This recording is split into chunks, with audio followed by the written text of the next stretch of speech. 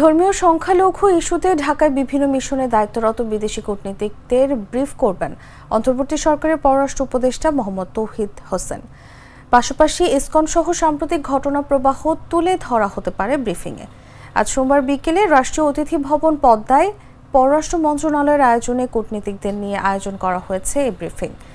জানা গেছে, গতকাল রবিবার সন্ধ্যায় মন্ত্রণালয়ের তরফে ঢাকাস্থ সব কূটনৈতিক মিশনে চিঠি পাঠিয়ে ব্রিফিংয়ে আমন্ত্রণ জানানো হয়েছে।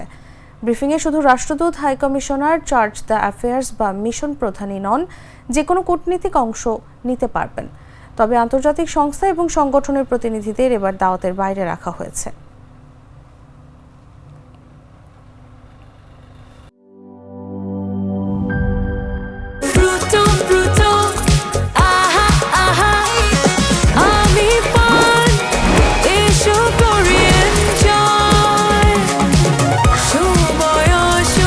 প্রাণ ফ্রুটো, সময় অসময় ফ্রুটোময়।